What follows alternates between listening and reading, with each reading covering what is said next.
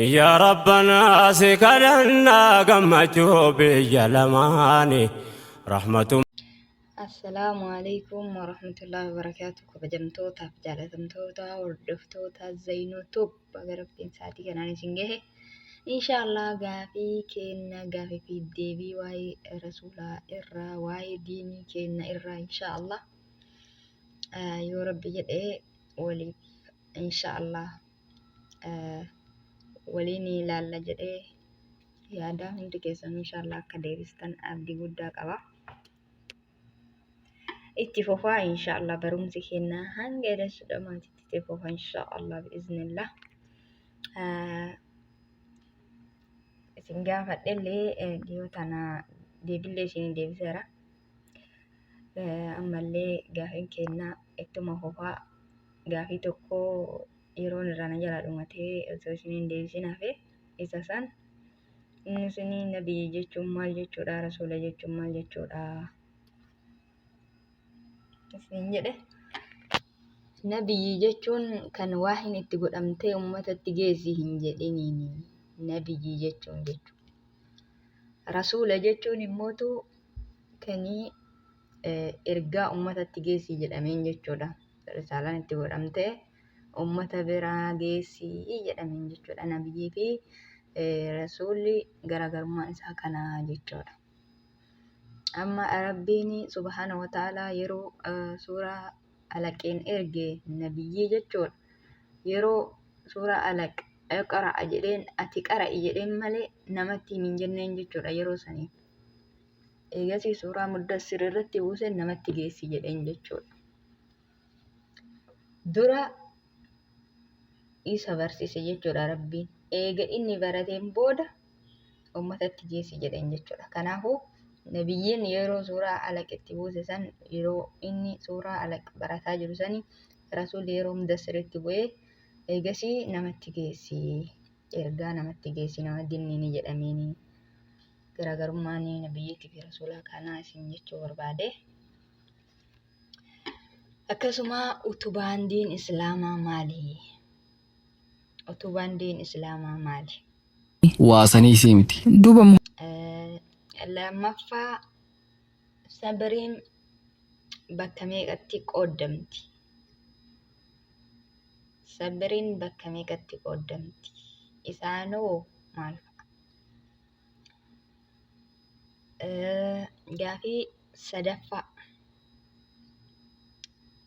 Gaafiin sadaffaan qulfiin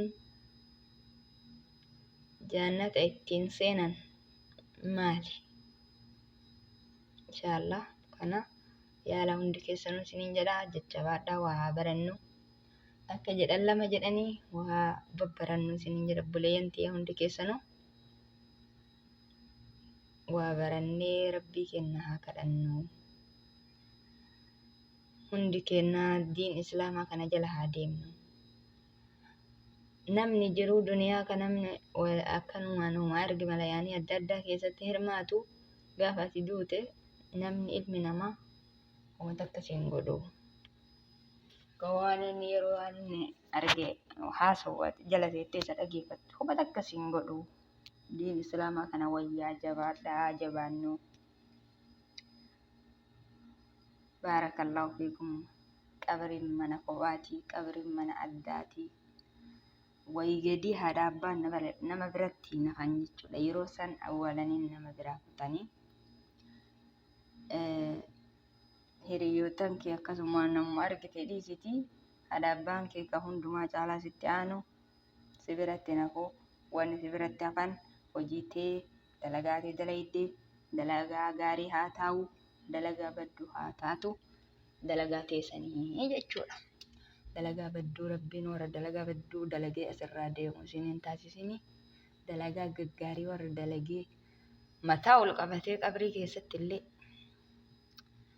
ganda bazraqsan keessatti jechuudha mataa ol qabatee man rabbuka yoo jedhani rabbi Allah jedhu rabbi sana taasisu wamaa diinuka diiniyal islaam wamaa nabiyyuka muhammadan rasuulullah sallallahu alayhi wasallam nama jedhee gaafiittun sadiin laaftuu fakkaatti namuma jedhutti fakkaata walaakin rabbiin afaanii fuudha gaafa isaa yoo inni asirratti badee odoo fasaaduu asirraa deeme jechuudha. Kanaaf rabbiin warra milkii ashaabul yamiin rabbi isin haa taasisu. Fariiqum fil jannati rabbi isin haa taasisu. Rabbiin inshaallah guyyaa galateessanii guyyaa dhuma keessanii firdawsi rabbi isin haa hawwu. Kanaaf inshaallah gaaffii fi isinii deebisaa. Utubaan diin islaamaa maal isiniin jedhee? Utubaan diin islaamaa salaataa. Itti aansee nabiyyii fi rasuulli garaagarummaa isinitti himee jira. Itti aansee sabiriin bakka meeqatti qoodamti isiniin jedhee? Sabiriin bakka sadiitti qoodamti. Bakka sadiitti qoodamti jechuudha sabiriin. Sabiriin tokkoffaani waan rabbi itti nama ajaja irratti obsuudha. Dalaguudha jechuun waan rabbiin ajaja rabbii fudhachuu, ajaja rabbiitti irratti obsuu, irratti ciniinnatanii kheyrii dalaguudha. Sabiriin lammaffaan maasiyaa rabbii irraa obsuudha jechuudha. Dili mataasetti cala'u jedhanii laaqoo osoo hin taane irraa obsuudha, irraa obsa barsiisuudha. Lama sadaffaani musiibaa rabbiin namatti buusu. Musiibaa adda addaatu nama tokko duniyaa tana keessatti. Musiibaa sana irratti obsanii rabbii ofitti irratti sabbaruudha. Sadi. Kana itti aantummoo maal isiniin jedheeyyuu qulfiin jannata ittiin seenan isiniin jedhee kalimaa ashhadu allaa ilaaha illallah wa ashhadu anna muhammadan rasulullah. Kalimaa tana jechuudha. Kalimaa laa ilaaha illallaatiin qulfii jannataati jechuudha. Kanaaf jabaannee waa barannu. Barakallahu fiikum. Hedduu namatti tola waa barachuun. Hedduu das nama jedhaa. Wallaahi waa barachuun hedduu das nama jedhaa. Jabaadhaa haa jabaannu. Rabbiin nu haa milkeessu. Milkii ganda lamaanii rabbiin nu haa kennu. Duniyaan tun duniyaan xiqqoodha.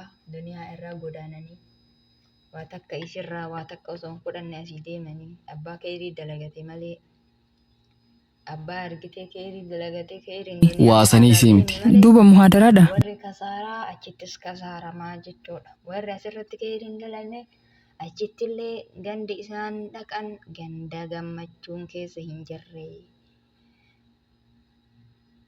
Isiniin jechuu barbaada. Haa jabaannu. Walaa jabeessinuu kheyrii irratti walaa gorsinuu kheyrii waliif haa dhaamnu. Jabaadhaa isiniin jechuu barbaada. Namni kuni amma xannashee kheyrii tana jalaa fiigullee guyyaa inni seena'ee yaa waylataa jedhutu dhufa jechuudha. Yaa wayli jedhee quba ofii nyaata. Yaa rabbi takkama onna deebisiin hin jirtu. Yaa rabbi takkama onna deebisii. Yaa rabbi hin sadaqadhaa. Yaa rabbi hin salaataa. Yaa rabbi hin sooma. Warra gaggaarii irraa ta'a yaa rabbi onna deebisi. Wallaahi kadhaan asirra nama fayyaddi malee takka gadi tarraan maa kadhattaami rabbiin illee sin dhagahu jechaadha. Rabbiin arrahiim arrahmaan akkuma jedhe duniyaa tana gubbaa irratti rahmaani inni argitee ka hundaafuu ni kenna. Rabbi kaafirallee islaamallee jinnii insi namaasaa raammoo lafarra deemtu hunda ni sooranii nyaachisa rabbiin akkuma argaa jirru kanatti. Waan dandeettii ta'e waa nyaannu isinitti fakkaate. Wallaahi dandeettii ittiin nyaannu fi ittiin dhugnu hin qabnu. Kanaafuu rabbitu hafuura kenna kana kennu ol bahee gabbahu godha jechuudha. Garuu ni'imaa isaa dagannee fasaaduma bicha rabbi nu taasise. Subhaanallah. Kanaafi wanti isiniin jechuu barbaade haa jabaannu. Fasaadni bu'aa nu hin qabu. Kanaaf rabbiin as gubbaa irratti inni rahmaanii rahmata godha hundaafuu jechuudha. Hunda waan makluuqa ta'e uumaa isaa hunda aalama kana hundaaf rahmata godha. Walaakin guyyaa qiyaamaa arrahiim ofiin jedha rabbiin. Waallee haa barannu. Diin kenna haa barannu. Arrahiim khaasatan muumintoota qofaaf rahmata godha jedha rabbiin.